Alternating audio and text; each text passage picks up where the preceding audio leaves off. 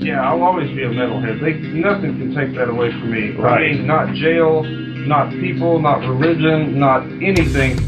I'll always be a metalhead, metalhead, metalhead, metalhead, metalhead, leaves you all alive.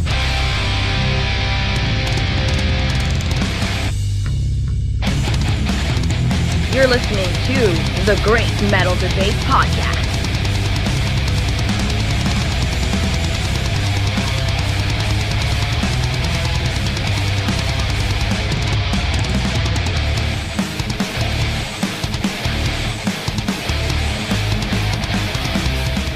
Welcome back, music fans, to another Metal Debate album review.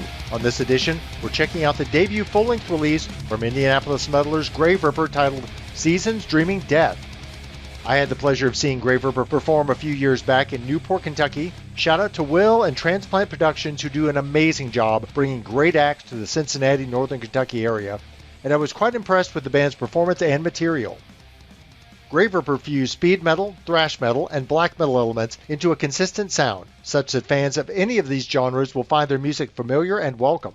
The band has previously released 2 EPs plus a split with some other mostly Midwest US bands. The new album, Seasons Dreaming Death, is entirely new material. Let's go through track by track to give a full accounting of what we have. The intro track, Into the Grave, is a phenomenal song that goes straight for the throat with razor-sharp intensity. Here we find an intense musical experience propelled by high-speed dynamic and dexterous drumming that is but a taste of what we'll find throughout the album. Overtop are crunchy guitar riffs that mesh nicely with the clanking, rolling bass lines that rattle through their paces.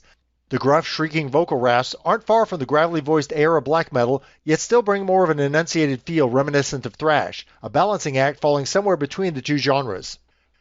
Graveripper keep the tempo at top speed on the album's second sonic offering, Ripped and Torn Apart, a song title that perfectly describes the track's effect.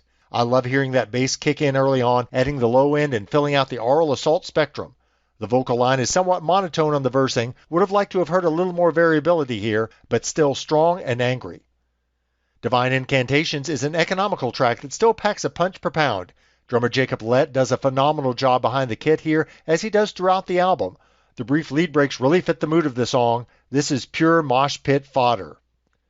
The album title track, Seasons Dreaming Death, opens angry with blessed dissonance, then devolves into more linear pacing but retaining the same combative attitude. It's a well-structured song with a nice little interlude prior to the end that adds atmosphere and depth. The bass is again on full display. There's plenty of aggression, but also a lot of color and welcome variation. Graveripper come back with blazing speed on the intro to the next track, Premeditated, though it settles into a more moderated tempo as we move further forward. The hammering drum tracks continue throughout, as aggressive as ever. The graduated intro following the bellowed lyric, "Only my death can set me free," is apropos, although through the bulk of the song you will have been maniacally banging your skull. I really enjoyed the way the band delivered this one, just a splendid blend of full throttle speed melded with thrash aesthetic.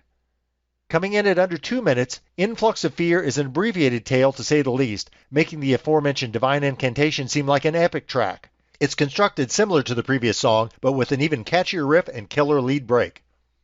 Resist Against the Light maintains the uncompromising pace, but with a little different feel and melodic nuance. Another track that is quite well written, taking the listener through several twists and turns. This is one of my favorite songs in the mix, somewhat reminiscent of Hell Awaits era Slayer.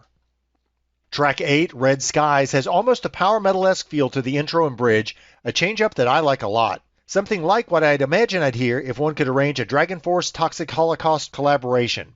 A great song, and my only complaint is that I would have liked to have heard some of these elements make their way into a few other tracks. Anti-Curse Reality has a furious, well-written riff, but also great melody to it. You can feel the guitarist's fingers dancing across the fretboard. This song does a killer job building an atmosphere of malice as welcome harmonics transition into a brief lead and then more fury. Another blessed portion of speed metal warfare and shredding axe madness. The finale is dissonant and chill, matching its title, Only Coldness. There's some bone-snapping time changes thrown in that really add depth to the song and never allow the listener to grow comfortable with it. I love the hesitation in the vocal delivery on the chorus, Only Coldness awaits, ending the album with fantastic effort. Graveripper really raged through this one. There are no slow chuggers. The intensity is so strong that, for me, it's a tad difficult album to listen to in its entirety. But then, I'm more of a melodeath kind of guy who looks forward to having a band work through all the available speeds. Graveripper, for the most part, keep the engine running in fifth gear for the entirety. Again, a bit much for me, but I'm sure many metalheads will appreciate this approach. The production on the album is top-notch and the mix is clear, allowing every instrument to be heard at the same time. Kudos to the production team. I struggle a bit to summarize my broader take on this album, but not due to anything that's lacking. The songs are quality and really stand on their own. While some tracks are ahead of others in terms of memorability, the overall effort is pretty consistent. The sound is maintained in equal part by the furious percussion, riffs, and vocals, delivering layers of cavernously intense blackened thrashing hell.